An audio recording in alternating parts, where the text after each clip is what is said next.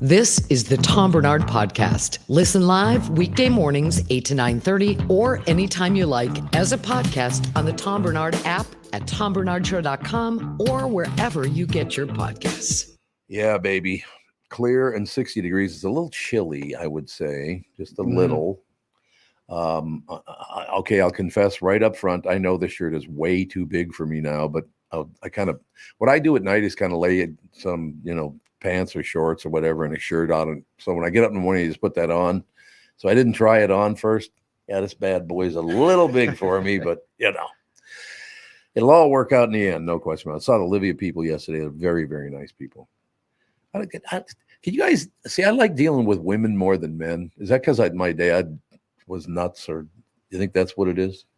That could be a factor. Yeah, and I think women tend to be nicer than men. So if I'm going in and I feel like I'm going to lose some weight, the women are more likely to say nice things to me and just make me feel better about my insecurities. Yeah, but Catherine's a woman. So you get it? Yeah. I'll let you handle that one. Tom, here's the handoff right here, ladies and gentlemen.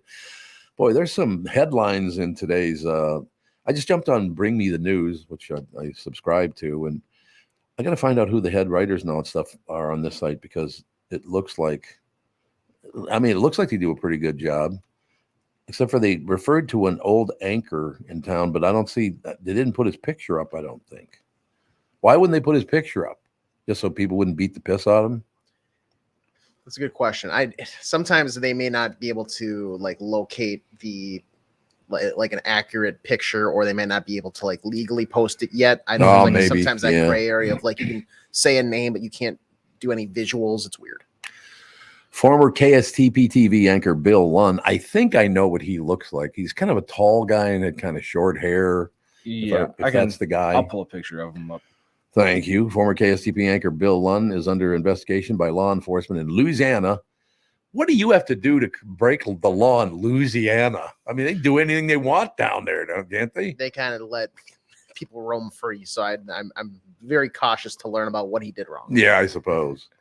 Yeah, I always like Louisiana and Mississippi. You got to you got to pay attention to where you're going. Yeah, because there's some nut holes. There's no question about that. But I had a friend that he was going to go work at a bank in Mississippi, and he walked in and there was something. He was late or something like that. So he walks in. Something happened to traffic or whatever. It wasn't really his fault. He was late, except for he was late. And the chairperson of the bank, a guy, said, okay, well, I want you to know something. I don't care. Next time you will not be late. You're going to have to figure this out, because I will not stand for my employees being late. That's all there is to it. Now, what I will do is take you around the bank and show you all the highlights. And, you can adjust and just be here on time and we'll be good to go. Mm-hmm. So they're walking by all this football equipment. Okay. Pictures and that kind of stuff. Mm-hmm. These two have never met.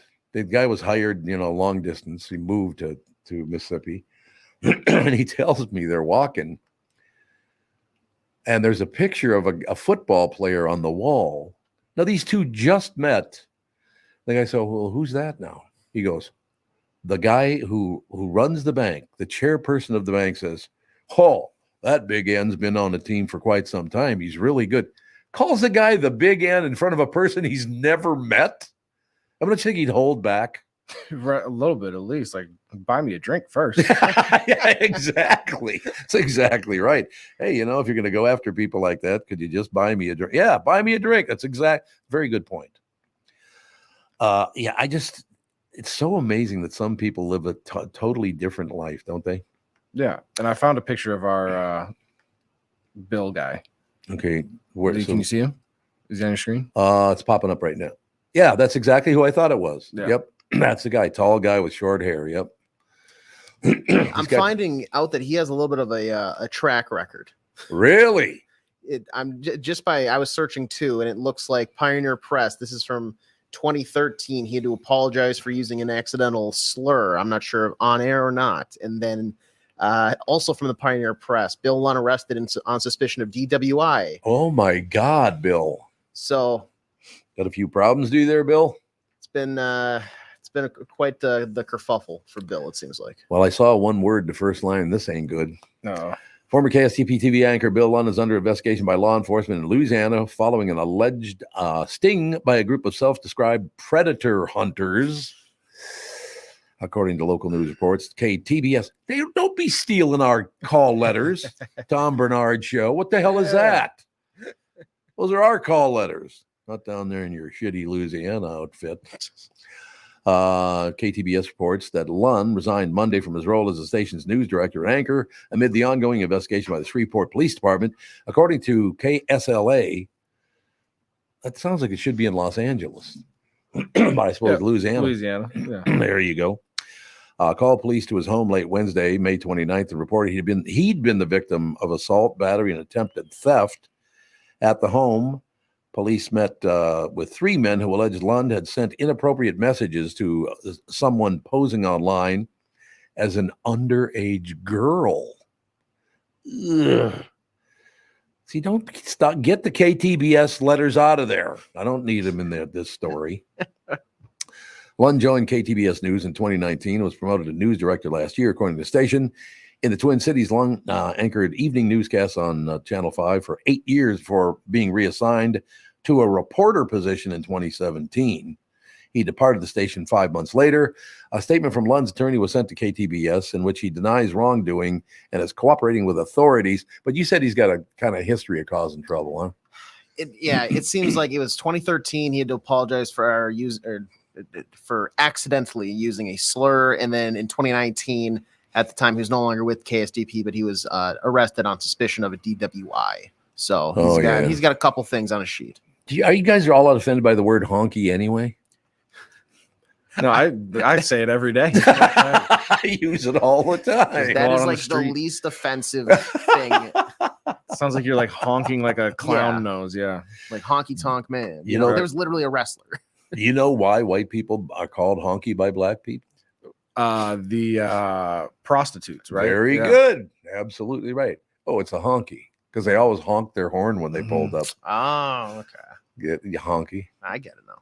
I'm going to pull in the lot every day and honk before I come in. Honky's just here. Prostitutes come crawling out of bushes and exactly. sex workers everywhere. St. Louis Park, big cavern of prostitutes. Yeah, well, I bet there's a lot of them in the area. There's no question about it. Yeah, I've never been with a prostitute. I don't know what that. You know what? I would feel kind of sad if I ever did do that. And look, if you're a hooker, it's your business. I'm not trying to tell you what to do, but it's kind of like, so I got to give you money for this? Really? Isn't it supposed to be like a connection thing? And, do you feel good about it? Yeah. I just want to step in because sometimes no answer is also an answer to some people. I want to clarify that I too have also never been. That's a good point. I can't say anything for Tevin. Right. I guess I will go on the record and saying, yes, I have never hired a sex worker. I'm glad we got that all covered then. No question about it, ladies and gentlemen. But so I don't know. This looks like Bill Lunn got fired, but our primary concern at this time is that law enforcement receives all evidence surrounding this incident so that they can make a thorough and complete review. Mr. Lunn has cooperated with authorities and vehemently denies any allegations of wrongdoing. It is our hope that after a thorough review of all the evidence surrounding this matter, that Mr. Lunn will be shown to be innocent and cleared of all allegations. So, but you said he's got, but there's no history here of sexual problems. Yeah, I mean that's like saying just because you have a basketball hoop like attached to your garage, you're an NBA player. Yeah, there you go. That's it's not a good point. They're not directly correlated. People make mistakes. This one seems a little bit more so if he's found guilty. Yeah, and apparently this is like 3 guys. Like this wasn't a police sting. No, this right. is 3 just random guys that were like, we like trapping people that are catching people that are trying to have sex with kids, and so they found his number off of LinkedIn and started messaging him on like some app. And then, they're like, hopefully when we turn this all over to the police, he'll be arrested. Have you seen those guys on the internet at all? Like they'll coordinate like a meeting. They're posing as at like a Walmart. And then, they go to like what aisle. It's like, hey, are you this guy? And he's like, yeah. And it's like, this guy's here to meet with a kid. And then really? And then, it's like them just like chase him out of the store where he's like running. It's like, it's entertaining, but also sad at the same time. Right. Well, you know what? They're doing their job. Now the guy's a little afraid to be doing that stuff, isn't he? I would assume. No, yeah. I mean, people like that should be on a watch list. Yeah. Oh, 100%. I would agree 100%. As Tevin just said, ladies and gentlemen, got to take a break. Be right back. There's some sports guy on. I don't know what his name is. Flip something. Flip McKee. I think he was in Slapshot. Phil McCracken. Phil McCracken. That's exact. You know, I've mentioned my buddy Doug Dawson. Yeah. Mm-hmm. Dougie Dawson lives in Toronto, Canada. He's a really, really good friend of mine. His best friend growing up, his actual name was Phil McCracken. Jeez. Why would you give your son the name Phil when your last name is McCracken? He's got a great sense of humor. Yeah, I guess. I don't know if the kid does, but he's going to have to. I should have Phil McCracken call in. Hey, Tom, it's Phil McCracken. Thank you. Hi, Tom Barnard here for Livia Weight Control Centers. Just visited him yesterday. Had a great time talking to everybody there. Very, very nice people. Now is the time to jump on summer. You could lose up to 20 pounds or more in your first 8 weeks to Livia Way. When you join Livia, you'll receive a personalized and doctor-recommended program tailored to your unique needs, goals, and lifestyle. Livia's amazing team of registered dietitians and nutritionists will guide you every step of the way. Join Livia today and get your first 8 weeks free. Yes, I did say your first 8 weeks free. Went to the Edina outfit yesterday, the Livia in Edina, met a bunch of nice people, checking my levels, all the rest of it. And you know, the one thing they said to me on the way out, now, I don't know if they do this for everybody. On the way out, they said, Tom, you have to understand something because, you know, I know you've only got 19 pounds to lose, but you have to remember, you're very muscular. And yeah, baby. Now we're talking. That's how nice they are. So I just wanted to tell you that's how nice they are at Livia, at least the Edina store. But Carol Grotham came. Did you ever work with Carol over at the Q? Nope. That's where I met her years and years ago. Really, really nice person. Don't tell her I said that. No. It's lips are sealed. Thank you very much. Join Livia today and get your first 8 weeks free. Visit Livia.com. That's LIVEA.com or call 855-GO-LIVIA. And Livia is now offering GLP-1 medications. Quiet the food noise and see accelerated results by summer. Visit Livia.com or call 855-GO-LIVIA. Start your weight loss journey now and get a jump on summer the Livia way. I've been tracking the weather in Minnesota for a long time. I'm 5 Eyewitness News Chief Meteorologist Ken Barlow. In the morning, I've got to be right because my forecast affects your family's entire day. And in the evening, you can count on my friend, Ren. That's right, Ken. I'm 5 Eyewitness News evening meteorologist Ren Claire. And as a Minnesotan, I know our weather can be tricky. Throughout the day and into the night, I've got you covered with an accurate forecast to help keep your family safe and ready for any weather. And don't forget, no matter how things change or what time of day, you'll always get our forecast first at the start of every newscast on 5 Eyewitness News. Start your day with me, Ken Barlow. And wrap up your day with me, Ren Claire. Because 5 Eyewitness News is always tracking our weather, so you're always alerted first. It's why 5 Eyewitness News is Minnesota's weather authority. When you go to a restaurant, you do expect the chef to be an expert. Food's got to be good, man. You expect your auto mechanic to be an expert when it comes to fixing your car. You judge them both by the results of their work. Josh Arnold is an expert in investments. I can say that because in about a couple hours, he'll be here. So I can't say things like he's an expert. I just can't say it to his face. You know what I mean? Oh, yeah. I can't take it. But Josh, yeah, he'll be in for the family show, obviously, today. He's an expert in investments and planning your financial future. Josh Arnold's my expert. He should be yours, too. And I'm very serious about that. I don't recommend these kind of people if they do some yucky job. Josh does a great job. God, don't tell him I'm saying this stuff, though. Tom said that you were great. Great. I talk to Josh every week, and he understands the market, the economy. He knows how to plan for your retirement. Don't put it off another day. The man with your plan is Josh Arnold. Call Josh now for a no-obligation 48-minute evaluation. You got nothing to lose, and you'll have an expert planning and managing your financial future. Call Josh at 952-925-5608. That's 952-925-5608. Investment services offered by Josh Arnold Investment Consultant, LLC Security Investment Advisor. Past performance is no guarantee of future results. All investments involve risk. All comments and opinions are Josh Arnold's and do not constitute investment advice. I am a paid endorser. You're listening to the Tom Barnard Podcast. Let's head on into Yankee Stadium and get our ass kicked 3 games in a row. Yeah. So I think if my math is right, since 2002, the Twins are now 44 and 123 against the Yankees. Yeah, I'm surprised it's 44. 44 and 123 regular season and playoffs. And I saw from The Athletic yesterday, all three Twins managers dating back. So Gardenhire, Paul Molitor, and Rocco Baldelli have all won fewer than 30% of their games against the Yankees. What is it, the mystique of the Yankees? Is it looking back on the old Mickey Mantle days? I mean, what is it? It's weird, man. I mean, we did a whole thing on this on the SKOR North Twins show yesterday, trying to make sense of, okay, so it's one thing if it's a bad stretch or maybe like this particular team has a hard time against the Yankees. And yes, the Yankees over that 20 years have been the best team in the American League.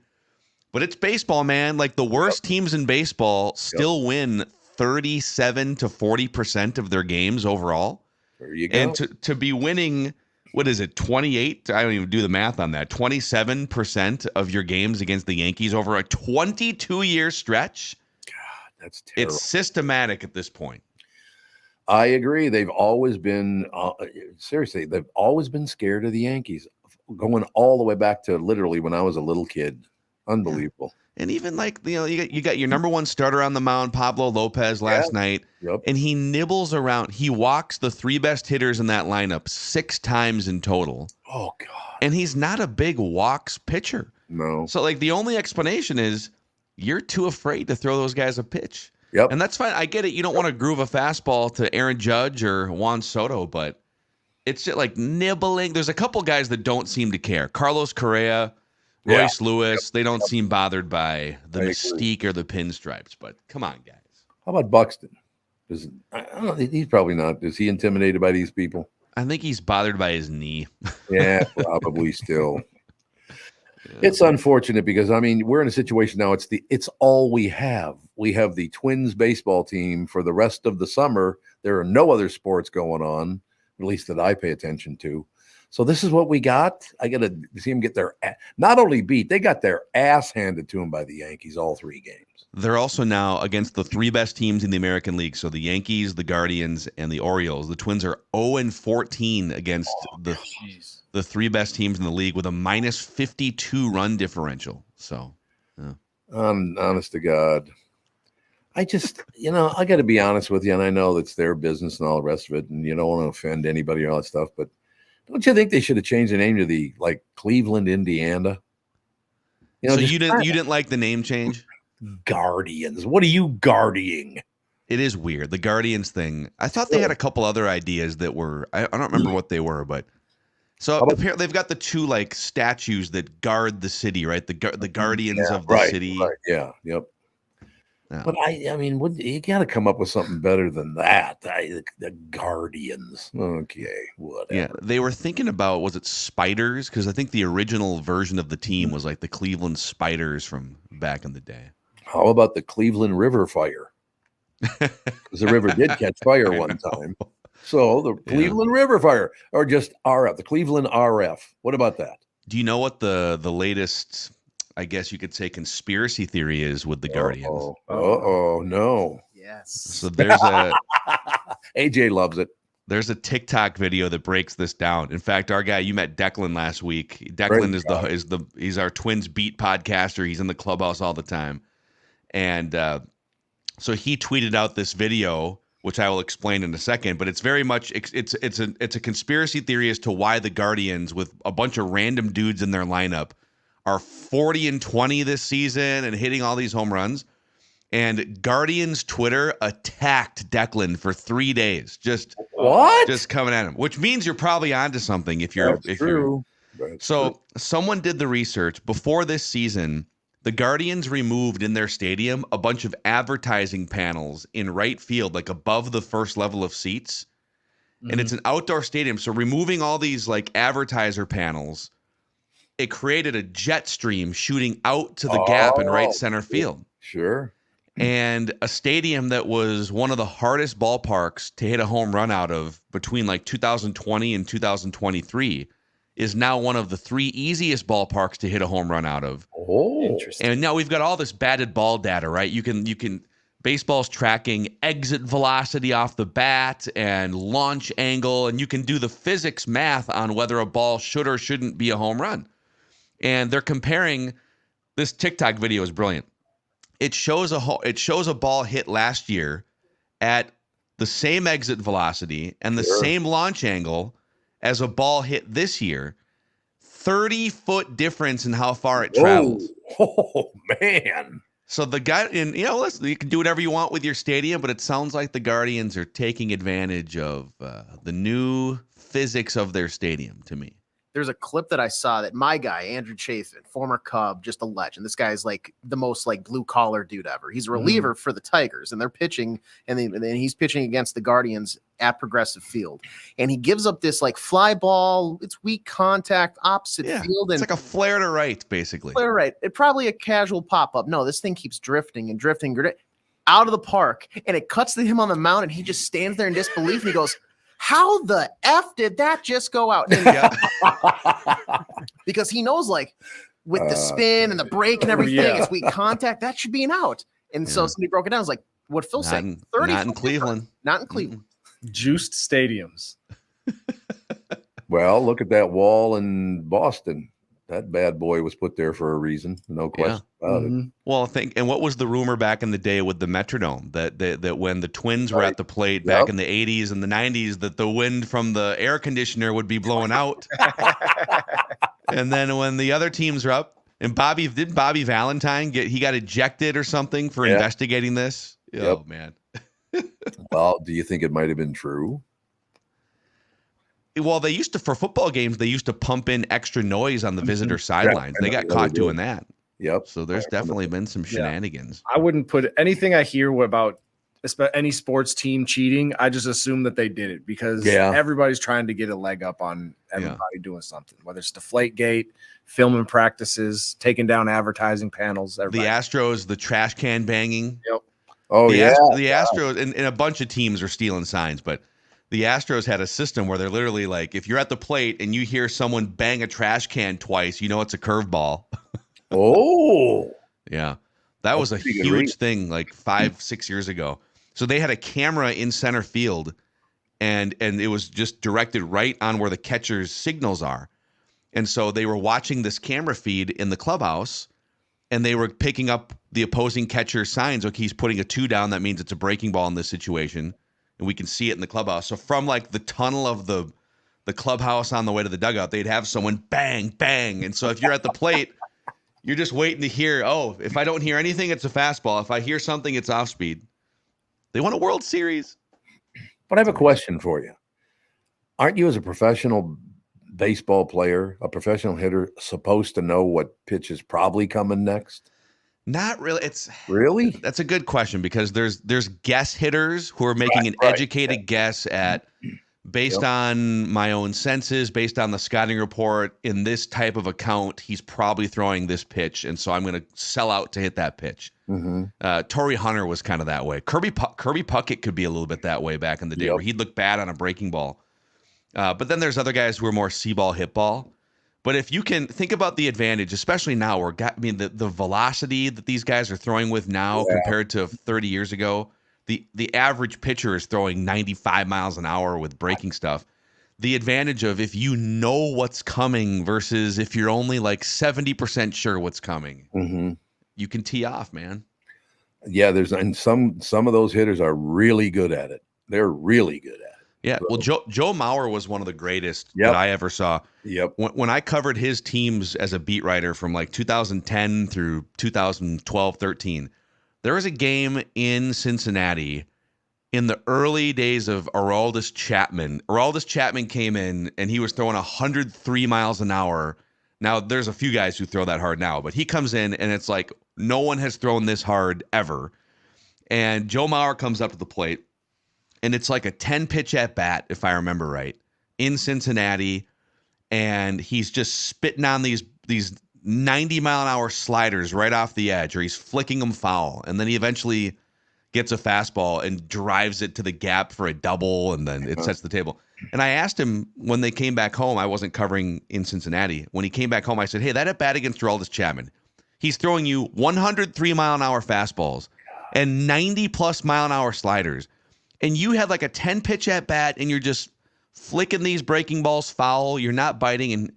And his explanation was, he said, well, he wasn't throwing his breaking ball for strikes, so I could pretty much eliminate the breaking ball out of his hand. And so I'm just mostly sitting fastball. And if I know that you're throwing a fastball or I'm sitting on your fastball, it doesn't really matter how hard you're throwing it. I mean, he said it in the most modest way. Like, you can fire the fastball out of a cannon, and I am still going to hit it because I am Joe Mauer. There you go. You know? Yeah, that bilateral leg weakness, man. Yeah, that was a weird deal. That bullshit up. That was a weird deal. Bilateral leg weakness. You know, someone had to step in and say, guys, let's just call it some knee soreness. Knee soreness. Just do what the NHL does. It's a lower body injury. Yeah. Ooh, there you go. Upper body, lower body. That's great. Like the NHL is great. A guy can get you can take your stick and knock a guy's head off, and he'll be on the injury list with an upper body injury because they don't want to tell you it's a concussion. My favorite is after every playoff series, the team that loses, like they come out with these wild press releases where you find out a guy had like a punctured lung or something like that. Jacob Trouba, it came out in the early part of the season, he broke his ankle and like lost part of his bone of his ankle in his leg somewhere, played the entire season like that. Lower body injury, Tom. Yeah. Lower body injury. He missed a couple games, lower body injury. No big deal. No question. You ever been kicked in the nuts? Would that be called a lower body injury? I think that's technically lower hemasphere. Yep. Lower hemisphere. Anything waist down, I suppose. Yeah, that's probably true. Although if you get kicked hard enough, maybe your little chiclets are in the upper hemisphere at that point. You talk like this from now on. Yeah, I play baseball. It's pretty fun. Hey, everybody. Yeah. I don't like staying alive. Staying alive. Yeah, there you go. You sound like the Bee Gees. What else is happening, Palomino? Well, we got Vikings mini camp happening right now. Mandatory mini camp where football players put on their shorts and jerseys and they practice in June. And I would say the most interesting thing that we have sort of uncovered at Purple Daily is, so the Vikings drafted J.J. McCarthy to be their future stud franchise quarterback. But they're slow cooking him. They're starting him off with the backups. Right. They've got Sam Darnold to be the starter this year. There's a chance J.J. McCarthy might not even play in 2024, which is fine. He's under contract for 5 years. But the Vikings have gone out of their way. They've got the Vikings Entertainment Network, Vikings.com. They're producing all this content, video, podcast, articles, photos, social media. They're basically hiding J.J. McCarthy. Yeah. I went through a photo album on Vikings.com, 100 photos, numbered 1 through 100.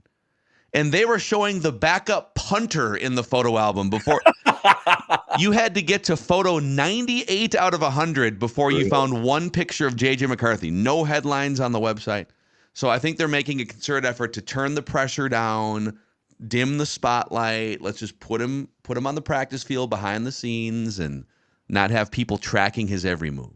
Probably a good plan, I would think. Judd's tracking every throw at practice, by the way, on our end. We're not abiding by those rules. Oh, of course he is. So were you breaking down? Like I saw one video of him throwing to a coach, like they're just warming up on the sideline, and the ball was a little high and to the right, and everybody was like, "He's a bust. He's a bust. He can't make all the throws." It's like, okay, everybody, calm down. Like we've got 4 months before the season is underway. Like, and it's windy. It's windy outside right now, so you got to be careful. Didn't Judd get scolded by Kevin O'Connell at one of the first, rookie mini camp?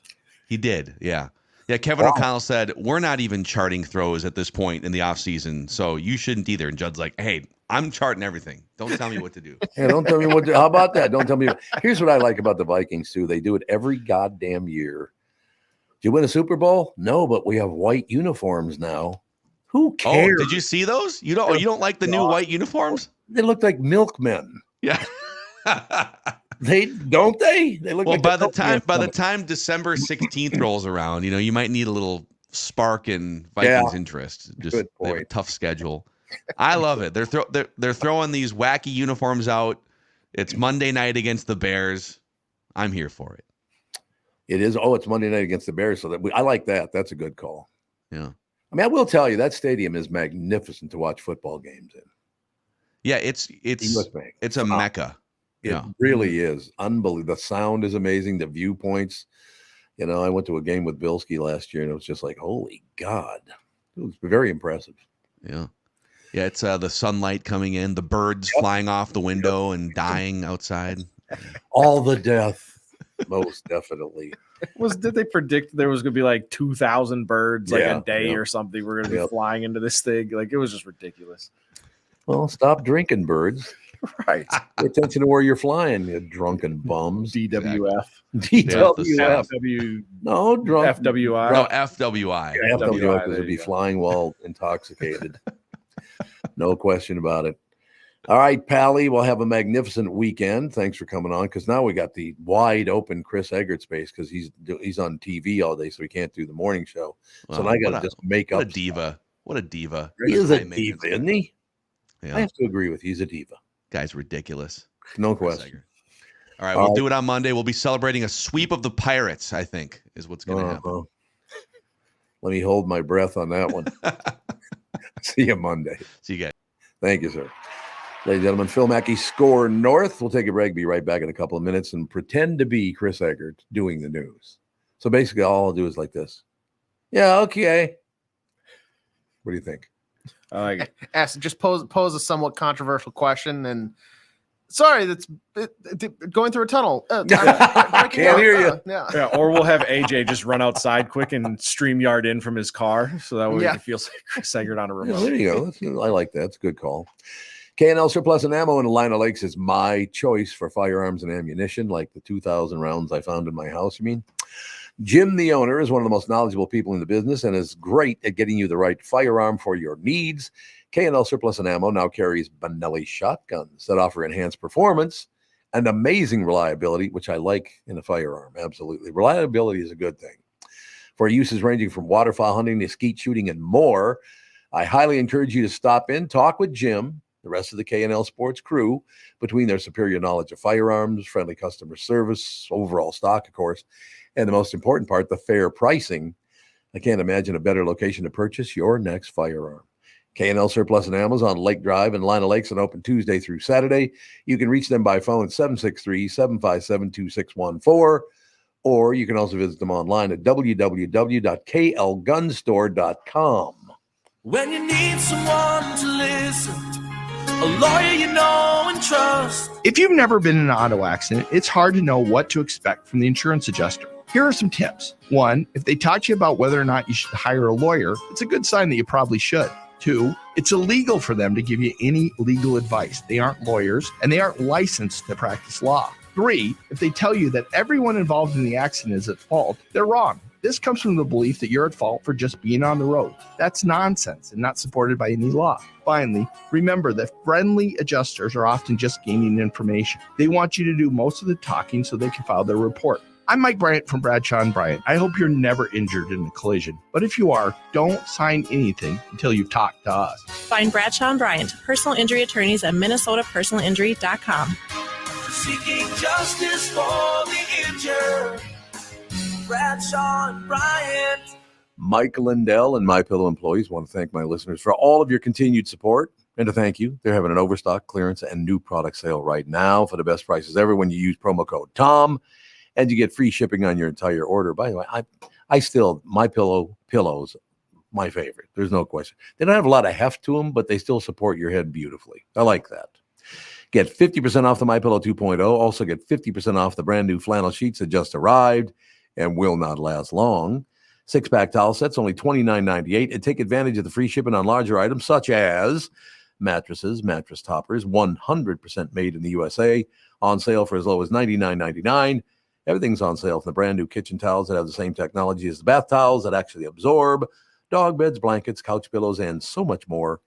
To get the best specials ever, go to mypillow.com or call 800-516-5146 and use promo code TOM. You get free shipping on your entire order. So call 800-516-5146 and go to mypillow.com and use promo code TOM. You're listening to the Tom Barnard Podcast. I read this every time we have somebody lame on the show. Channel 5's Chris Eggert is brought to you by Mr. Money Talk Josh Arnold. Call Josh today for your free 48-minute evaluation, 952-925-5608. Chris Eggert is not with us today because he's doing like 9,000, TV anchoring? Yeah, so it's from my understanding, he's the only anchor in the building today. He's the only anchor. Why? So he's doing the 4 o'clock, the 5 o'clock, the 6 o'clock, the 7 o'clock, the 8 o'clock, the 9 o'clock, up until 10 a.m. newscasts. And then he gets to go home. Maybe. I don't know. So it's like a newsathon for Chris Eggert. Ooh, newsathon. Yeah. You just make that up?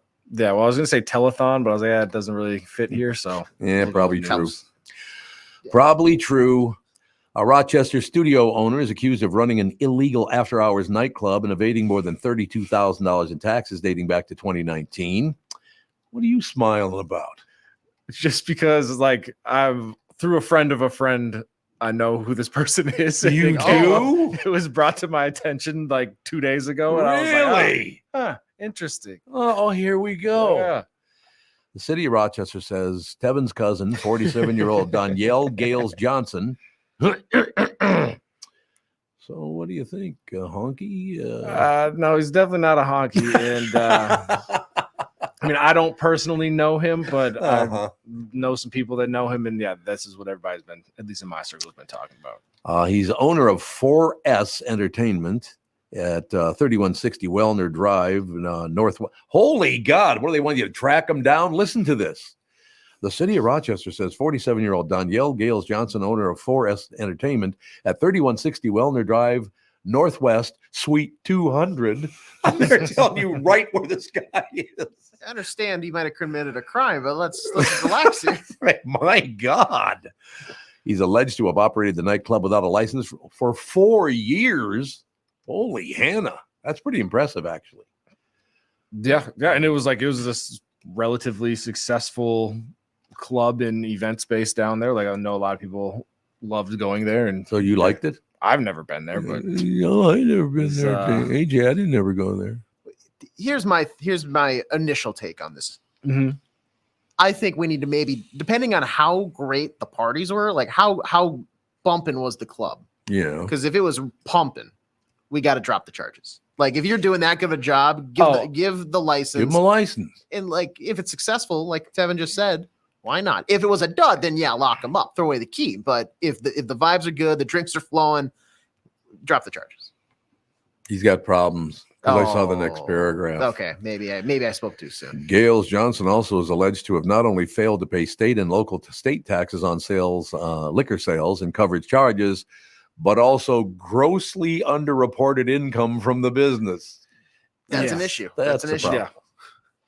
Yep. That's going to be a problem. Let's see. You evaded taxes. You want to go to Stillwater, or which one do you want to go to? Honest to God. In total, Gales Johnson is estimated to owe more than $40,000 in sales and use tax, penalties, and interest, according to the criminal complaint. Charges further allege that the nightclub was open from 2 a.m. until 5 a.m. on Fridays and Saturdays. Yep. Man, you got a problem if you're drinking at 5 o'clock in the morning. Well, so I blame the pandemic for this. Okay, here we go. So during the pandemic, when everything was shut down, you had a lot of these places that, so like if a normal bar or restaurant was open till 10 p.m., then you would go to what they started doing was called after hours spots, which was essentially here's a warehouse that has electricity. We set up essentially a speakeasy and we just party until everybody wants to go home. Well, everybody, when they're all doing drugs and drinking, want to be out till the sun comes up. And so now that kind of tradition, there's still like an underground society of people going around and having these clubs open till, 3 a.m., 4 a.m., 5 a.m., 6 a.m. And so, he tried to take that to Rochester, which much smaller city, not going to get away with it as easily as you're right. you would here in Minneapolis. You're right about that. No question about that.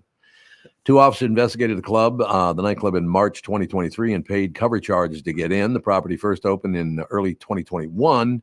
Well, how did he do it from 2019 then? It didn't open until 21. I believe it was open since 2019, but he started doing like the after hours stuff. After 2021. I see. Okay. It has a recording studio, a photography studio, and creative studio. I'd like to see some pictures from that photography studio. Drunk women. Well, no, I think he runs it during the day. During the day. Okay, never mind. Like family. Right, family you're taking Macy's family pictures during the day, and we party at night. Like he's doing the Kristen Burt like family shots here. Yep. Exactly. Oh, look at that family shot. Oh my God. Like he's doing that and then Headlock. illegally running a nightclub. But think about that. He's running a photography studio, and there's a little kid there. Hey, look, Mom, what's this rubbery thing that I found behind the couch? I mean, think about that. No bueno. No bueno, man. Gales Johnson is charged with 5 counts of failing to pay or collect taxes and 4 counts of filing false or fraudulent tax returns. Each count carries each count carries a maximum of 5 years in prison, a $10,000 fine, could be both. And of course, what did they do at Bring Me the News? There's a map of where it's located. They printed out a map of the entire. Well, see, you can go to Ted W. Smith Insurance, but then you go down to Whistle Binky's Old World Pub and keep going. You'll run right into them. Yep. If you see the post office, turn around because you went too far. Exactly right. Yeah, that's. There's a picture, but it's blurry. You can't really. There's just a candle on a table. That's what it is. So apparently, Gales Johnson. Danielle, your buddy. Yes. Are you related? No, we're not related. Okay, I just want to make sure. Because I know you're very touchy about that kind of stuff. That's what I'm saying anyway. Yeah, I don't know. It's there were I can't remember what they used to be called when I was a kid, but there were a ton of those after hours nightclubs in North Minneapolis. Mm-hmm. But what do they used to call them again? I can't remember they had a special name for them. Somebody will know. There were after hours clubs, usually at somebody's house is where they were. But when the bars closed at 1 o'clock in the morning, you just go over to these, kind of speakeasy kind of places, I guess. That's not what they were called. But God, I used to know this really, really well because there were like 3 or 4 of them within about a mile of my house. Yeah.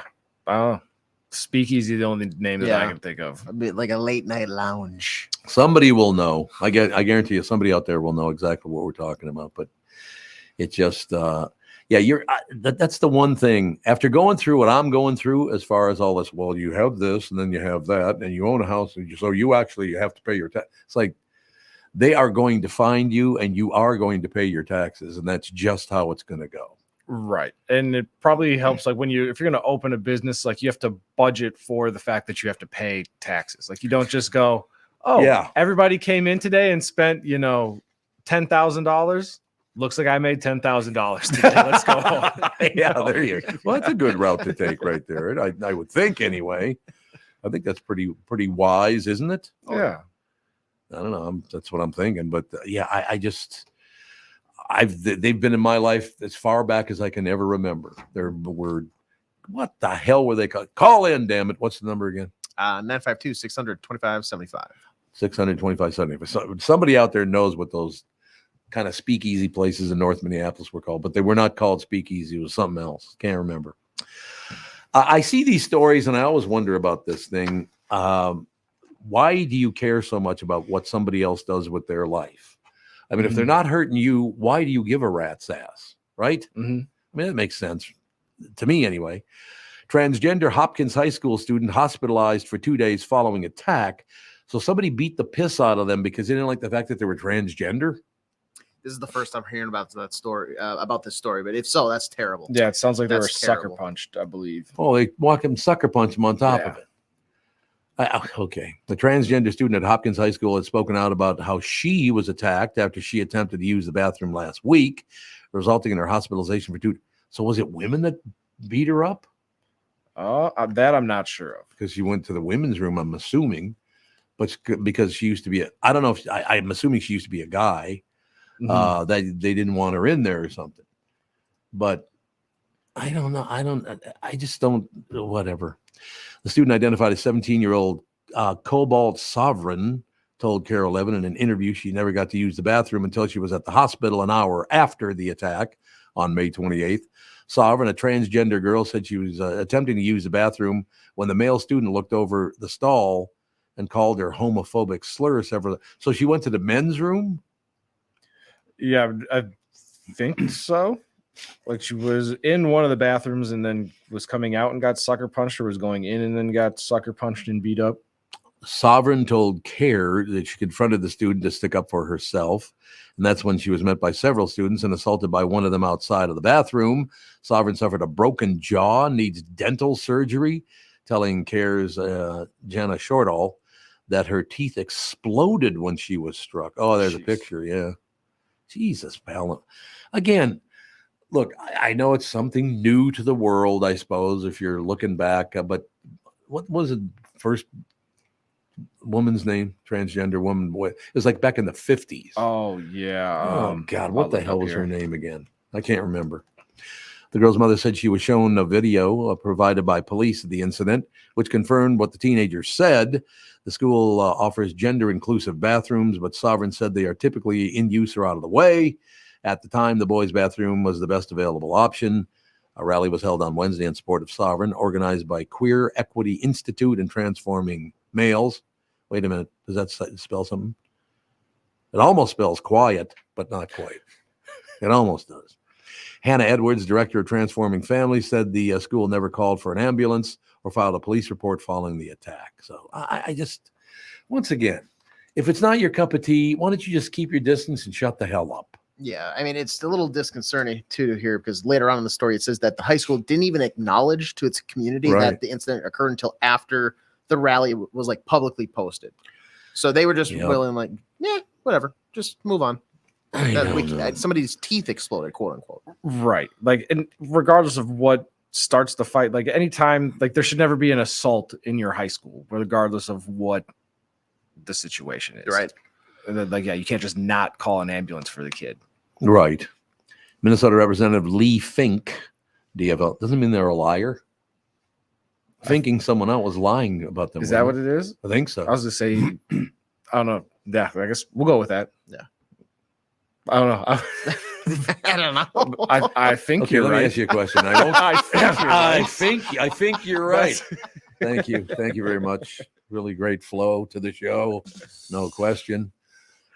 Yeah. So, apparently, Minnesota Representative Lee Fink, a DFLer from St. Paul, the first openly transgender member of the state legislature, also spoke at the rally. Said she said the school failed to protect the student from being assaulted. That is their responsibility. It's the responsibility of all our schools and all of our school districts and all the parents, administrators, and institutions that are built to protect themselves and not to protect vulnerable people. I don't understand something. So did this person go find somebody to kind of keep an eye on things? Because there might not have been anybody from like teacher or whatever from the school around. Mm-hmm. So if they weren't around, how are they supposed to protect her?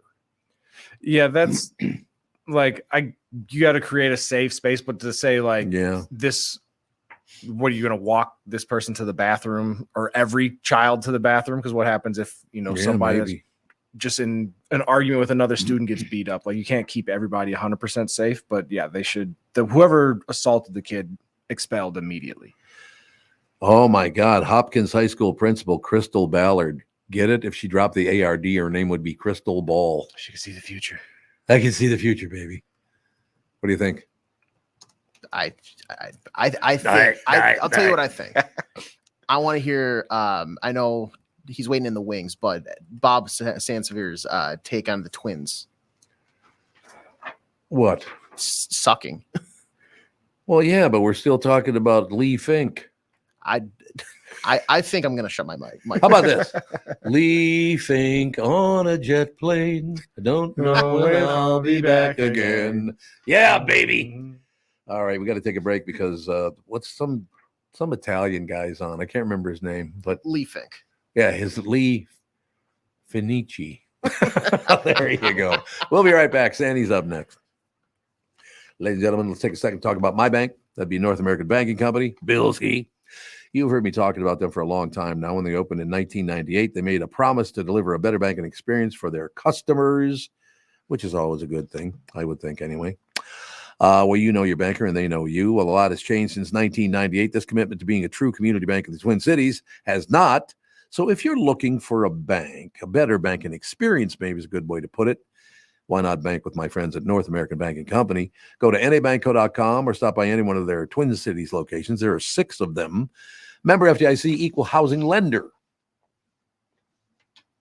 The past several years have been the craziest in the history of the car business. The pandemic, supply chain, and chip issues all causing extreme inventory shortages that led to, well, predatory pricing. Some dealers charge thousands of dollars over MSRP. We never played that game. I'm Jim Paul of Valley Buick GMC. We knew that would leave a bad taste in a customer's mouth. More importantly, from an integrity standpoint, it was just wrong. So what about the current market? You know, inventory and pricing. Valley has their best inventory in years. Really all the Buick and GMC models. Even the previously hard-to-find Yukons, HD pickups, and Hummer EVs. Plenty of deep discounts. Many with factory rebates and low-interest financing. Then it's a good time to buy? It's a great time. We're welcoming our previous customers back, as well as anyone else that felt the treatment just didn't feel right the last time somewhere else. Valley Buick GMC in Apple Valley and Hastings or valleycardealers.com. Car buying without the bad aftertaste. When you go to a restaurant, you expect the chef to be an expert. You expect your auto mechanic to be an expert when it comes to fixing your car. You judge them both by the results of their work. Josh Arnold is an expert in investments and planning your financial future. Josh Arnold is my expert, and he should be yours too. I talk to Josh every week, and he understands the market and the economy, and he knows how to plan for your retirement. Don't put it off another day. The man with your plan is Josh Arnold. Call Josh now for a no-obligation 48-minute evaluation. You've got nothing to lose, and you'll have an expert planning and managing your financial future. Call Josh at 952-925-5608. That's 952-925-5608. Investment services offered by Josh Arnold Investment Consultant, LLC Security Investment Advisor. Past performance is no guarantee of future results. All investments involve risk. All comments and opinions are Josh Arnold's and do not constitute investment advice. Tom Barnard is a paid endorser. This is the Tom Barnard Podcast. Ladies and gentlemen, now joining us to talk about, I suppose, sports, possibly Lee Fink. Oh, wait a minute. It's not Lee Fink. It's Sanny. Christine Jorgensen. Christine Jorgensen. Absolutely right, sir. No question about it.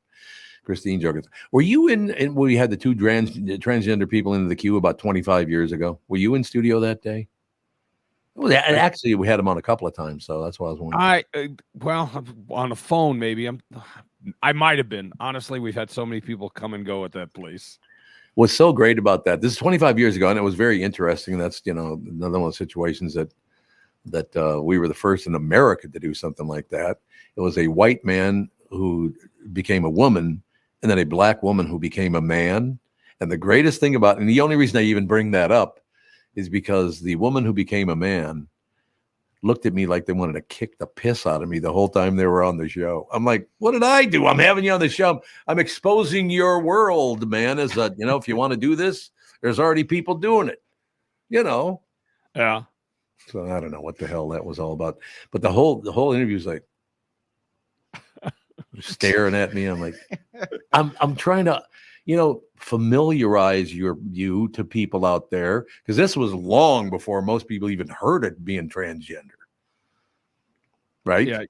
Yeah. Well, the first, now Christine Jorgensen, obviously I've heard about over the years, but Renee Richards, way back, I covered a tennis event that she was involved in, and so that was my first exposure to that. But that was a big deal because it was the first athlete.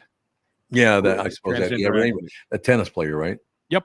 And they didn't they try to keep her out of things, or they didn't want to? I mean, they were fairly inclusive. My recollection though is that it was such a big deal that it was in East Orange, New Jersey, or South Orange, New Jersey, and Howard Cosell was there, so you knew it was a big deal. That's how big a deal it was. Every time you mention Howard, I think of the time we did that very, very first show from the ABC studios in New York, because we went out to see the Twins opening against the Yankees. Guess who won that game, by the way? Yeah, they lose. They lose that one too. Yes, they did, Bob. But I will never forget. They said Howard Cosell is in the studio right next door. I said, Howard Cosell is? I said, would you ask him if he wants to come on the show? And by the way, he said the entire words. So when I leave things out, he actually said the entire words. Okay. I walk in and I say, Mr. Cosell, and he turns around and he looks at me. He goes, what do you need? And I said, well, I just, from the Q in Minneapolis, and the Twins are doing really well, and blah blah blah. Everything. It must have been 91, I would guess, or the 92 season, I guess, because they had just won the World Series, if I remember correctly. So I went to this long dissertation about how we're big fans, and we'd love to have you on the show and introduce you directly to the Minneapolis audience. And it'd be great. Just pop on for about 5-10 minutes. That's all we're asking. We're right next door to you. Just 20 feet down the hall. Long pause, and I'll now be Howard. He goes like this. Why don't you go F yourself?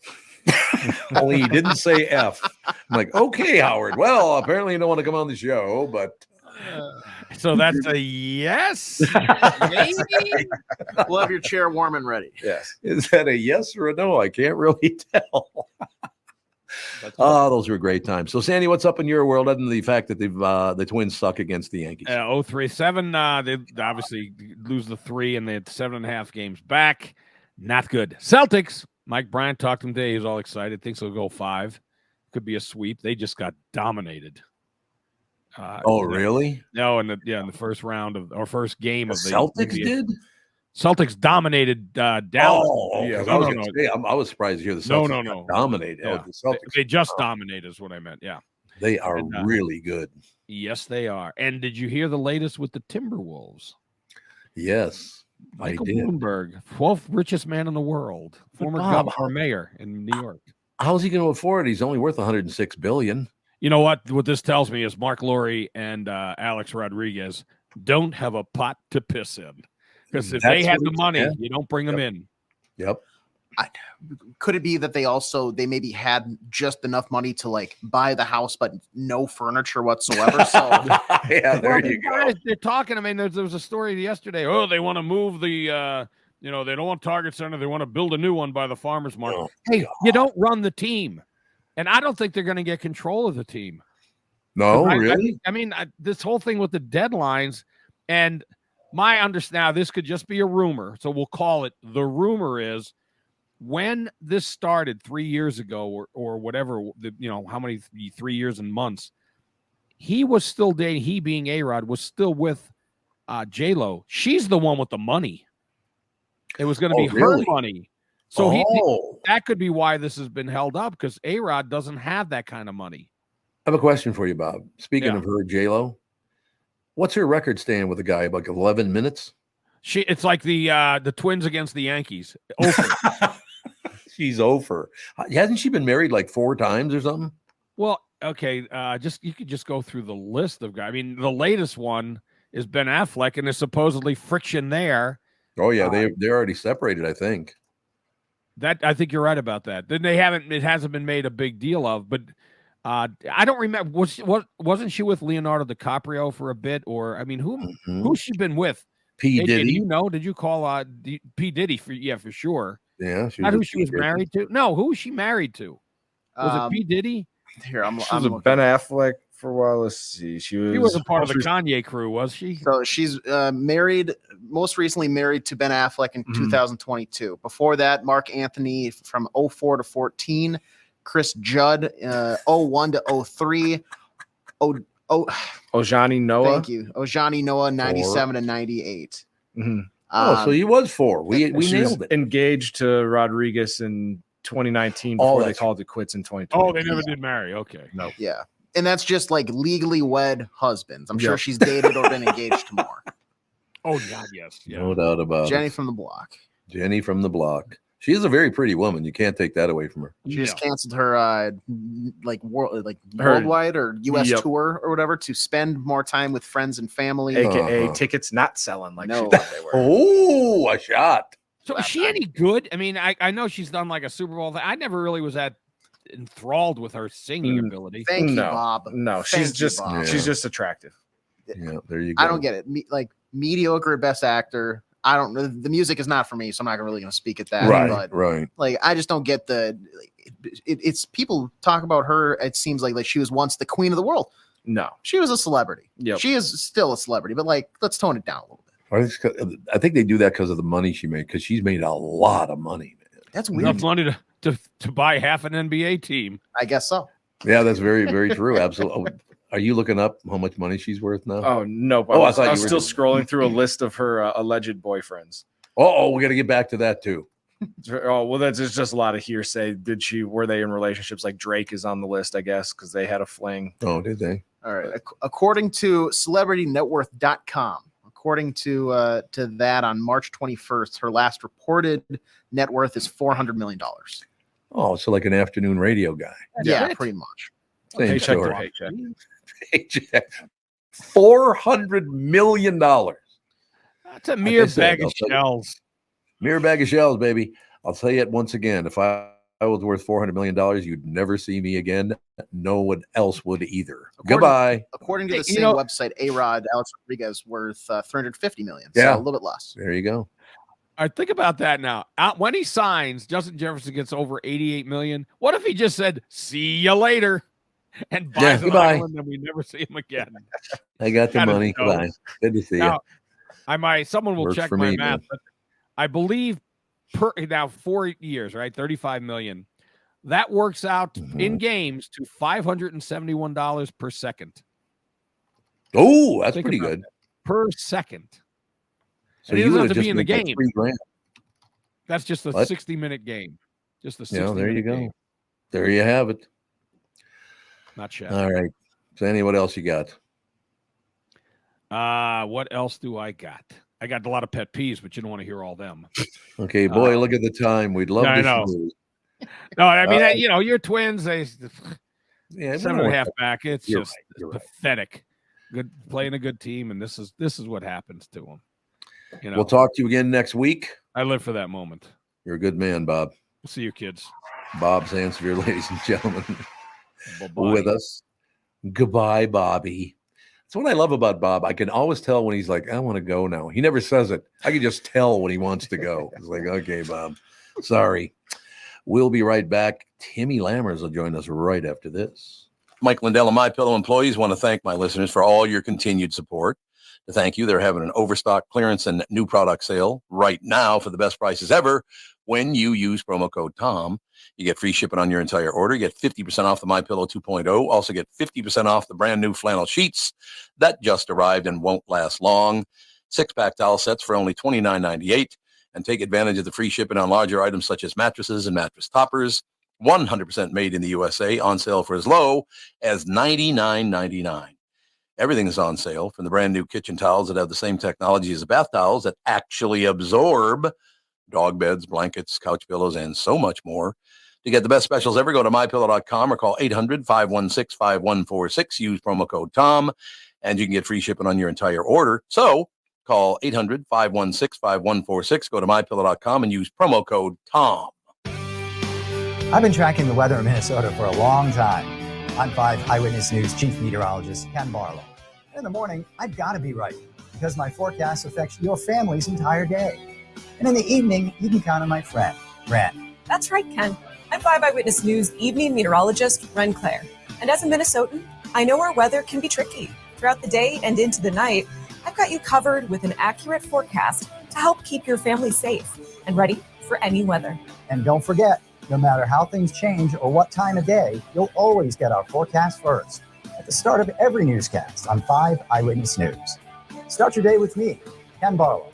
And wrap up your day with me, Ren Claire. Because 5 Eyewitness News is always tracking our weather, so you're always alerted first. It's why 5 Eyewitness News is Minnesota's weather authority. K&L Surplus and Ammo in Atlanta Lakes is my choice for firearms and ammunition. Jim, the owner, is one of the most knowledgeable people in the business and is great at getting you into the right firearm for your needs. We've talked about that before. You need the right firearm. Jim's a guy who can get it done for you. K&L Surplus and Ammo now carries Benelli shotguns that offer enhanced performance, amazing reliability for uses ranging from waterfowl hunting to skeet shooting and more. I highly encourage you to stop in, talk with Jim and the rest of the K&L Surplus crew. Between their superior knowledge of firearms, friendly customer service, overall stock, and fair pricing, I can't imagine a better location to purchase your next firearm. K&L Surplus and Ammo is on Lake Drive in Atlanta Lakes, open Tuesday through Saturday. You can reach them by phone at 763-757-2614, or you can also visit them online at www.klgunstore.com. You're listening to the Tom Barnard Podcast. Ladies and gentlemen, Tim Lammers is brought to you by Bradshaw and Bryant, personal injury lawyers seeking justice for the injured. Contact Bradshaw and Bryant at minnesotapersonalinjury.com. That's minnesotapersonalinjury.com. Timmy. Hey, Tommy, Tevin, and AJ. Heard you and Bob talking about Jenny on the block there just a couple minutes ago. Jenny on the block. I am one of those people that, yes, along with most of the other population, wonder what is it that makes her special. I think that she's had a couple decent films. Okay. A couple decent films. It's funny because, first of all, when I tried to get her for an interview for her Atlas movie on Netflix, right away they said no. And then I got possibly Sterling K. Brown and Simu Liu. In fact, and the director even. I mean, and when they all of a sudden yank that rug from under you and say none of those guys are, it was set and then it wasn't. It's like, okay, what does this tell me about the movie? And it told me everything about the movie. But she did an hour-long, long-form music video called "This Is Me Now." She had this ambitious three-pronged project about that album that she put out called "This Is Me Now," and she sunk $20 million of her own dollars into doing this. Now, again, it's hard to tell what sort of money you make or whatever off of a streaming thing because that was a Prime Video thing. So, I forget if it was Stephen or AJ, both of you maybe, about the fact that she canceled her tour to spend more time. I saw it was AJ doing the air quotes. Yeah, there you go. I don't believe that. Jenny. Yeah, you get they tickets weren't selling, man. And then she's not alone though. I mean, there's a lot of people that have pulled back on tours because people aren't. The tickets are way too damn expensive now. Is what the problem is. And then convenience fee. What the hell is that? Yeah, convenience fee. Stupid. There's nothing convenient about this fee. It's not even a person pressing a button on a computer. I mean, everything is so programmed. So what the hell is convenient about that fee that they got to charge you, X amount of dollars, for Christ's sake? So they're going after both those companies now. They should. Well, both. Which ones? You talking Live Nation and Ticketmaster? Ticketmaster. Yeah.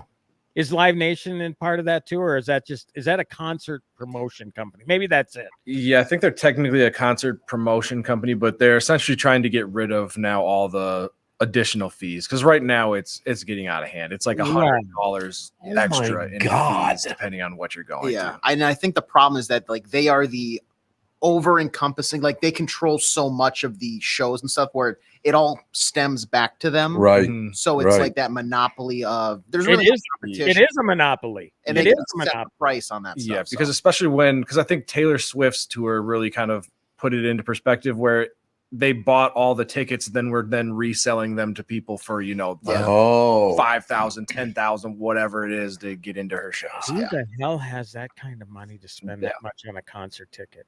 There is nobody. Not even if the Beatles, if John and George were resurrected, I would not pay $10,000 to see the Beatles in concert. I would not do that. So it's out of hand, and yes, it is a monopoly. So the worst thing I think that ever happened in the state of Minnesota is, and they lifted this whole scalper law. They where people could resell. I mean, that's just ridiculous because they can gather up all the tickets and then they make big money for scalping. So I don't get it. I don't get it. But anyway, I'm in the business where they don't. Although I do understand that people are trying to scalp tickets to the Taylor Swift concert movie. God, completely ridiculous. But I mean, generally, people complain about $15 movie tickets. It's like, you know what? You're getting a bargain, man.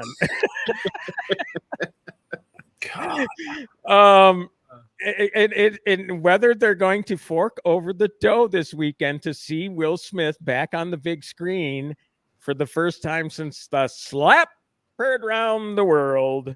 from the Oscars in 2022. No, Bad Boys, Ride or Die. He did a film called Emancipation in 2023, which was an award season film anyway, and it was an Apple TV Plus movie that it hit the wall right away for obvious reasons. He's persona non grata, at least is going into this weekend in Hollywood. This is going to be interesting. If people are unwilling to forgive him for this slap, we'll find out this weekend. Personally, I just honestly, I can't believe I'm saying this, but it's time to let it go. Mm-hmm. Because when you see what he does, and he does it spectacularly, he is such of a magnetic presence on screen. He's a terrific actor. And he effed up in front of 15 million people. If this would have happened in a club and it was reported on, it would have been yesterday's news. It would have been. You know, look, I am on Chris Rock's side on this still. Don't get me wrong. I mean, he humiliated the guy in front of 15 million people. Chris Rock has every reason to be pissed off. But as far as Will Smith's career, this is a make or break weekend for him. Good thing for him is Bad Boys Ride or Die is a damn entertaining movie. Oh, it is. That's good. Yes. Yeah, it really is. Now, by the time Bad Boys 2 came around, it was Michael Bay. Crash, boom, bang to the nth degree. I mean, the guy, I try to get, he did movies like Pearl Harbor and stuff like that. I mean, set yourself apart that way. But for the most part, when you get into the Transformers crap, I mean, it's just the same damn thing over and over. There's a pair of directors, I can't pronounce their names, but they directed Bad Boys for Life in 2020.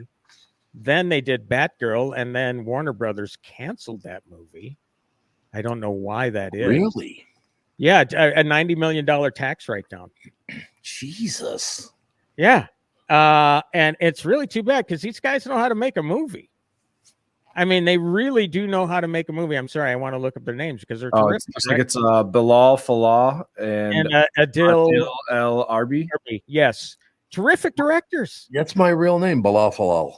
There you go. Hey, Bilal Falal, how you doing? And so it's they bring a different sort of energy to these movies. So when you can do that and these wild point of view shots, well, like remember there's a movie a few years ago called Hardcore Henry, shot entirely from first person point of view. I mean, that was too much. But here it's only occasionally, but it's something new. It's something inventive. When you couple that with the fact that Will Smith and Martin Lawrence have great chemistry. Martin Lawrence is as funny as hell. I love Martin Lawrence.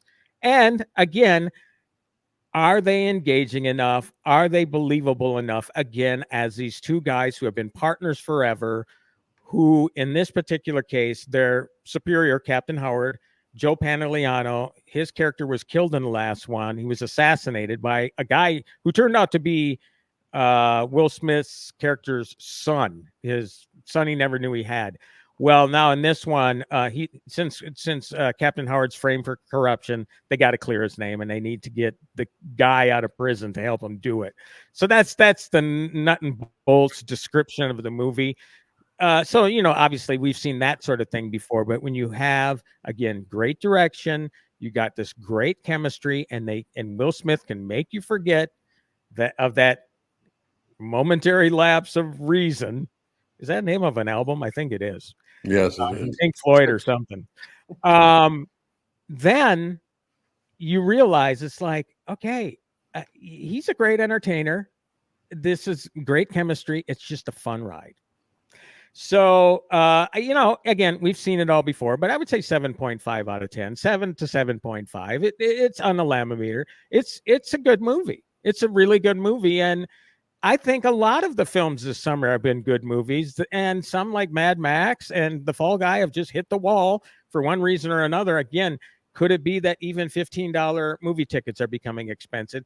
Is this thing called inflation that some people want to deny is happening or is getting better actually not getting better? Because I'm trying to figure out why people aren't going to see movies. It's just weird to me. So I don't know. We'll find out. I think, to tell you the truth, a lot of it has to do with the talking of people.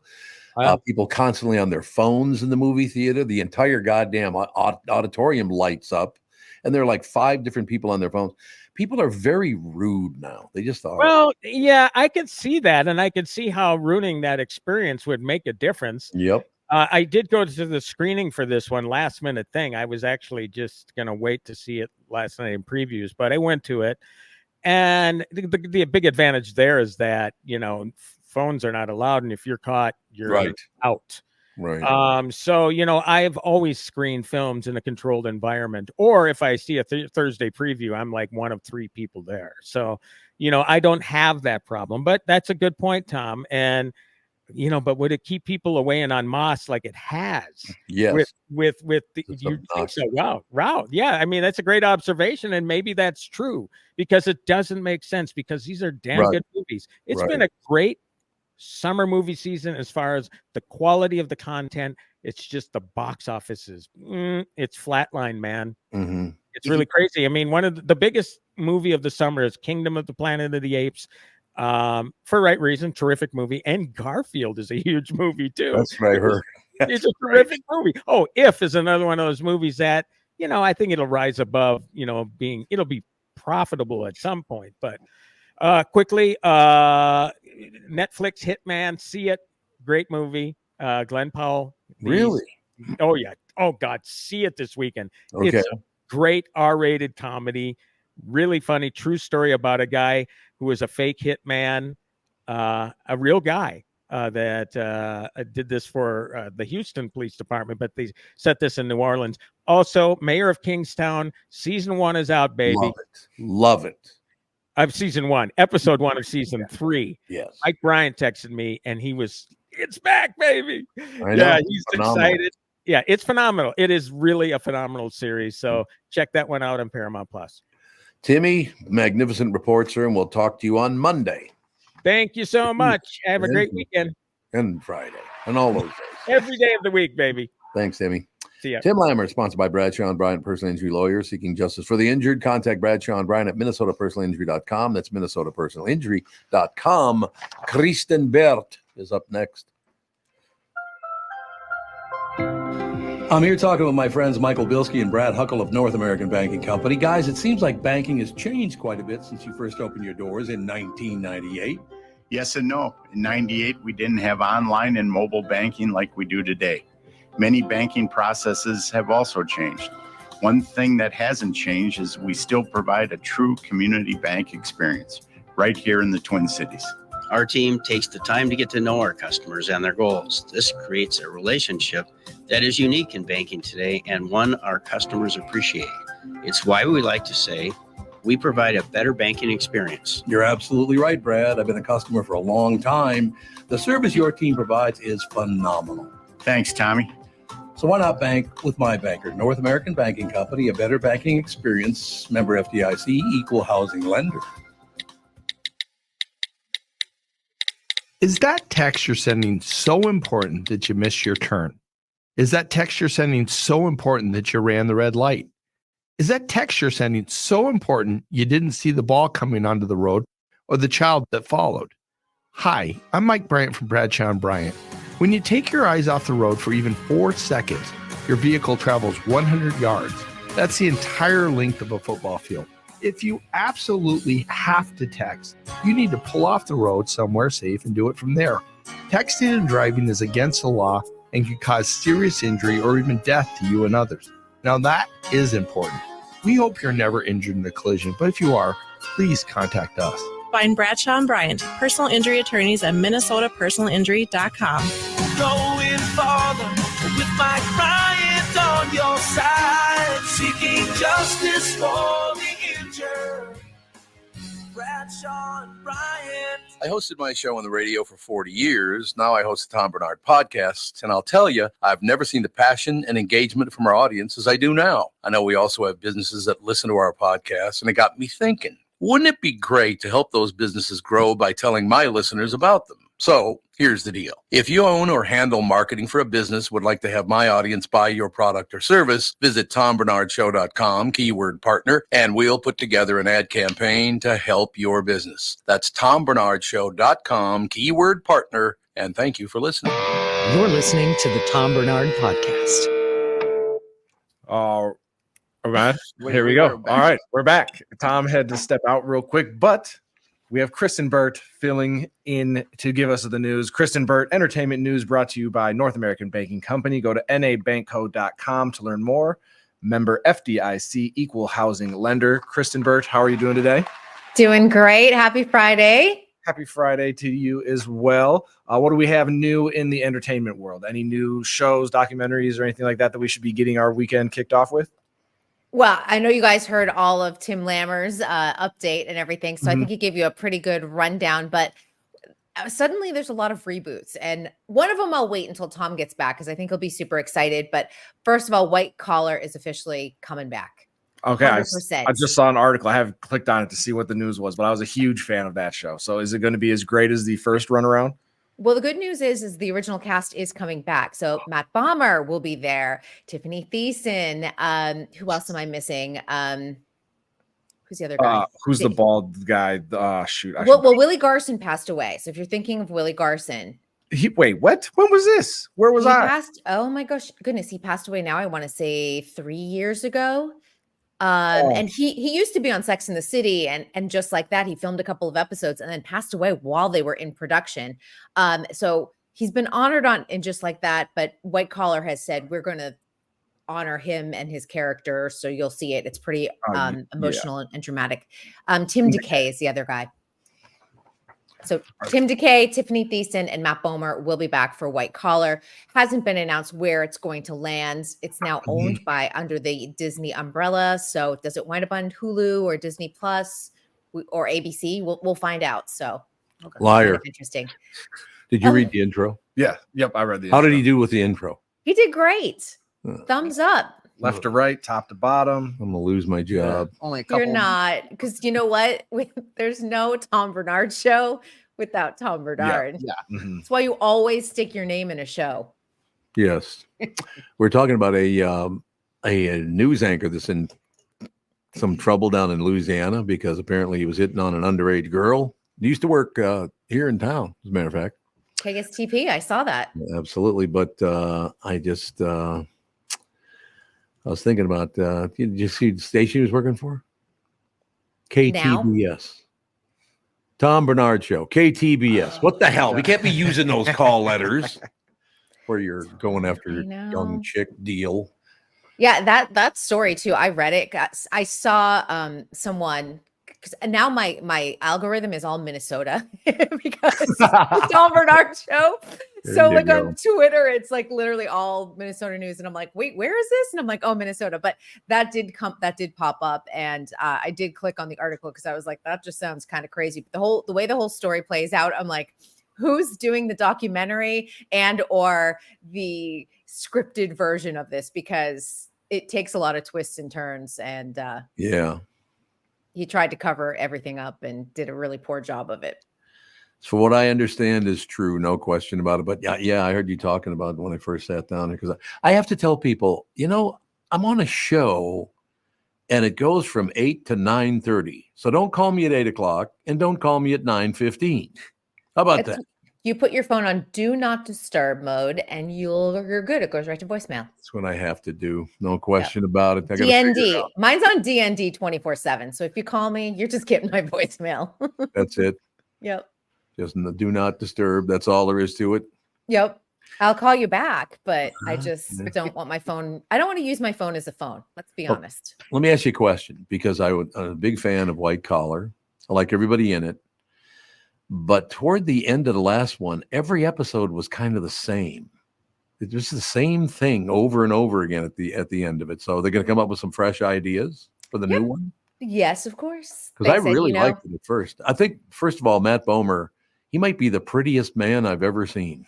He is so handsome. He really is. I've interviewed him before. When he did Magic Mike, and I remember sitting across from him going, like, just the stare, you can't help it. And he is, because he's so, and like you look at someone like Ryan Reynolds, who I've interviewed before too, who I also think is kind of pretty, but like Matt Bomer, is that like he's pretty, but he's also handsome. So he Mm-hmm. like bridges like both sides of it. And you're like, that is called genetic jackpot. No question about it. You can't. And he's a damn good actor, by the way. He Mm-hmm. doesn't go on his looks. He's a damn good actor. Great actor, really nice guy, like so sweet. Right here. Strong family man too. Like he and his husband and their kids, like just they're a really tight unit. And that is, I just love him. Don't say a tight unit when you're talking about a gay couple. What do you think of that? She didn't even answer it. You big babies. Come on, take a chance once in a while, you losers. All right, what else? Look at Adrian. I didn't even hear that. What? You're breaking coward. This glass is super thick. I can. I can barely hear what you what you guys said. are talking about. I can't hear anything. AJ's behind the wall. Let me point something out to you guys. I do that because I treat all people the same. So if I'm going to ridicule you, I'm going to ridicule them. It's not that I'm going after them. That's just what I do. Right? Mm-hmm. So calm down, for Christ's sake. No, everyone's calm. You're a disaster. You're a disaster. You're a complete disaster. You're a complete disaster, but I have some good news for you. Okay. And maybe Tom Selleck's voice was heard. So there is now a rumor going around that Blue Bloods is going to do a spinoff. Now, we don't know who's involved in this particular spinoff. Like they haven't said, oh, we're attaching Tom Selleck to this project. But this actually happened in a closed door Paramount Plus meeting.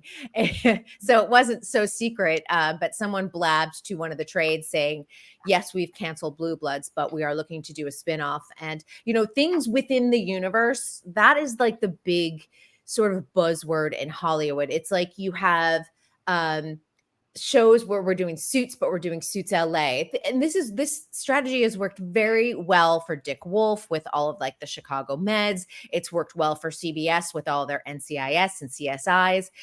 So I think like the next few years, we're going to hear a lot of like, it exists within the universe of this show. And that's probably what's happening with Blue Bloods.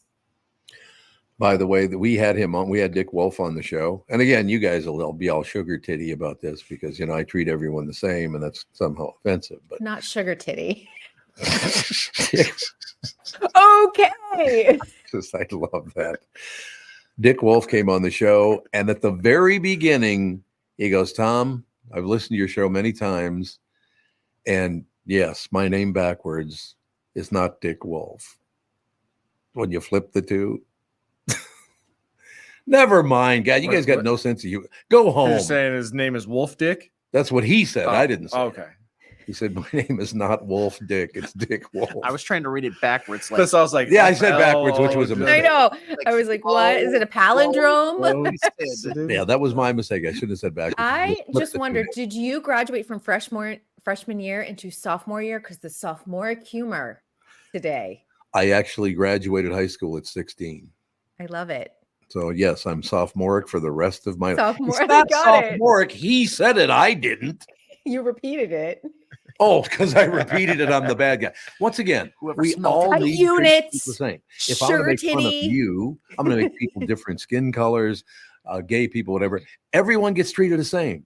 When you treat people all the same, that's a great society. No special treatment for anyone. I mean, other than Kristen Burt, because she's the queen. Mm-hmm. You know. Let me adjust my crown. Yeah, exactly. What a pill. I know, so annoying. Okay. I know, so annoying. But don't you think it's true that everybody, if you do that with some people, but not others, you're showing that you don't really accept them because you won't treat them the same as everyone else. That's my opinion. Yeah, I mean, any coworkers that I've ever had, like once you get to know them a little bit more and you start to crack a little bit more jokes with them and get a little bit more comfortable with them, and then you have somebody else that goes, well, you know, Tevin, he doesn't crack jokes and make fun of me, and they're like, yeah, because he doesn't like you. That's a very good point. See, right there. Of course, leave it up to Tevin to defend me, but the two of you stand there and go, oh, we're going to be judgmental. Yeah, shame. Mostly mental, not just judgment. Shame on you guys. You're horrible people. You're all sugar titty. Sounds like a delicious candy. Okay, Mel Gibson. No, it wasn't Mel Gibson. It was Mel Gibson was sugar tits. He called the Malibu female police officers sugar tits. But you know where he got that from? I don't know. Joe. There was a movie out named Joe, and the guy played the the father on the God, I can never remember these shows anymore. But he said, "Yeah, let me just." And this came out like 1968, 69, something like that. It's a movie called Joe, and a rich guy, meets a poor guy in a bar, and he's played by one of my favorite actors, but I can't remember his name right now. But they start talking about the youth of America, and the guy's bobbing his head. The youth of America, youth of America. They got run over. They go, "Yeah, I agree with you. Sugar tit all the way." That's where that comes from. A movie named Joe back in the 60s. Well, there you Peter go. Boyle. Peter Boyle's the guy. Oh, That's who it was. See, I'll forever just associate it with Mel Gibson. No, I understand because he did say it. Yes. That was a celebrity meltdown. Like when you think of celebrity meltdowns, that Malibu incident was a massive celebrity meltdown. Yeah, but the problem you have now is as of June 7th, now you will be known for the last one to have said that. So that'll going forward, it's not Mel Gibson, it's you. Congratulations to me. Congratulations to you. You've taken the mantle. I know. How do you carry sugar tits? Oh, God, you're unbelievable. Honest to God. What a woman. That's all I have to say. Oh man, I know. All right, let's pivot. No, one thing before you pivot. Okay. I don't know if I ever want you and Catherine sitting down to dinner if I'm there someday, because with both of you at the same table, I don't know if I'd live through it. Probably not. I don't think so. Now that I'm thinking about it, I'm like, it probably, yeah, you would not survive that. You wouldn't make it to dessert. You guys would attack me, both of you. It'd be unbearable. Okay, so you're talking about something else. Oh yeah. So just pivoting over to Variety every single Emmy season does this thing called Actors on Actors, and actors interview other actors.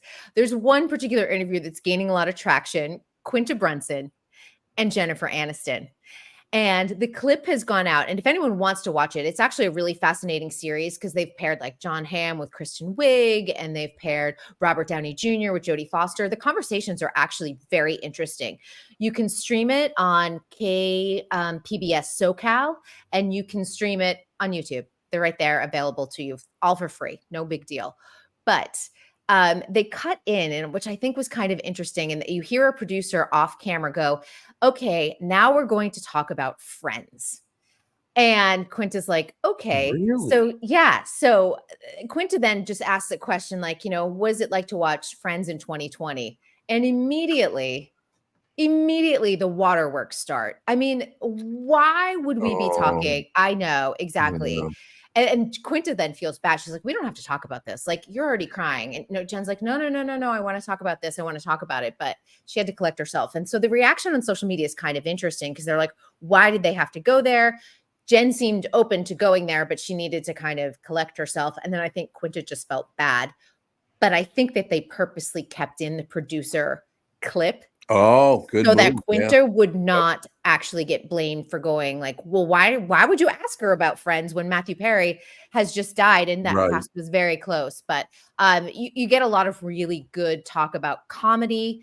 You get some fun talk about Friends, Abbott Elementary, The Morning Show. So if people are interested, they're really good. And I mean, Kristen Wiig and John Hamm, so funny.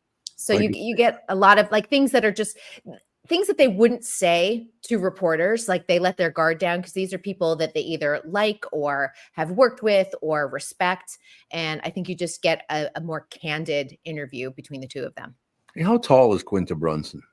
I believe she's like 4'11". That's what I thought. Yeah, she was under 5 feet tall. Yeah. She is terrific on that show. She's really good. She's so good. I love her. She's writing a movie too, and I cannot wait to see what that looks like, feature film wise, not to do with Abbott Elementary, outside of Abbott Elementary. And what I love about her is because she's so tiny, her stylist dresses her tall. So if you look at her in photos, you're like, okay, she's petite, but she looks like she's maybe 5'3", 5'4". She doesn't look like she's under 5 feet. And I love that about her. Small but mighty.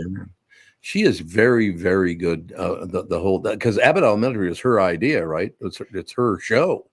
It is. And I don't know if a lot of people know that she and her writing partner actually came out of BuzzFeed. Back when BuzzFeed did a lot of the comedy sketches and everything, her friend was working there. He called her in as an actress. He's like, I just need do you want to make $250 to do this sketch? And then they started doing sketches all together. And that's really where she got her comedy chops. And I think, we forget about what BuzzFeed was to the landscape of comedy maybe about 10 years ago, but it really brought forth a lot of talent. What is that woman's name who plays the principal? She is amazing on that show. I can't never remember her name, though. I can never remember her name either, but she plays Ava. And she's so good. She's really good. She's really good. Janelle James. Janelle James. That's It is. it. Okay. And she's someone because she started out in stand-up comedy. I always think that I need to go and look up her schedule if she's still doing sets, maybe over the summer or during hiatus, because I feel like I would really like her stand-up comedy. Oh, I like her cadence.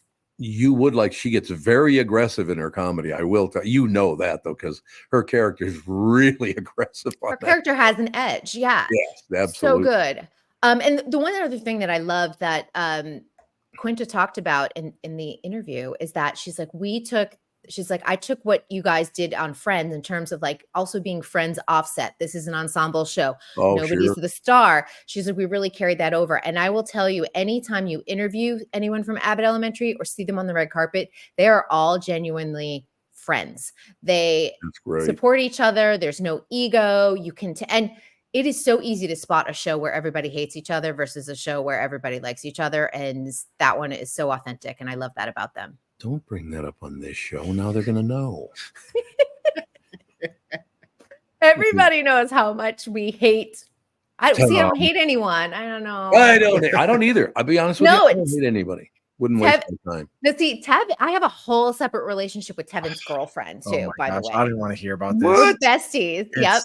Miss Burt. We need to go visit Miss Burt. Miss Burt has so much fun out in LA. She's so cute. I love Miss Burt. What about me? I want to be the center of attention. You're just along for the ride. And she's like, before I go to school in the fall, we're going to do a vacation and it's going to be to LA and the dog might come too. Can we bring the dog? Gosh. And I was like, well, she's like, I want him to see the beach. And I'm like, I get that, but there's only one dog beach in each county. Right. It's hard to bring dogs on the beach. But I was like, so you might want to check that before you bring the dogs. But I was like, we can go do this. This is fun. Planning your whole trip, Tevin. The dog will not be coming with. But yeah, I guess if you see me out in LA, don't be surprised. I think the trip's already planned. Going from my DMs, I think you're already going. Oh my God. All right, you pill. We'll talk to you on Monday. Yes, I will have Scoop from the red carpet of the daytime Emmys because I'm headed there at about noon today. So looking forward to it, Pally. Have a great weekend. You too. Bye-bye. Kristen Bird Entertainment News brought to you by North American Banking Company. Go to nabanco.com to learn more. Member FDIC, equal housing lender. You know that everybody tells me that because they see her on other, interviews and said she's totally different on your show than she is. I suppose they probably don't talk to her like that, though. I would imagine. I bet you she's a cold-blooded killer on her shows. Yep. Just doesn't take any riffraff. Oh, no. She's dishing it out. She's there in charge. Here, she's a little more laid back, a little more calm. She's very laid back. You're absolutely right. That is going to do it for this week, but we'll see you guys on Monday, and the family show's up in about 10 minutes. Have a good weekend, you guys. You too. You too. Thanks.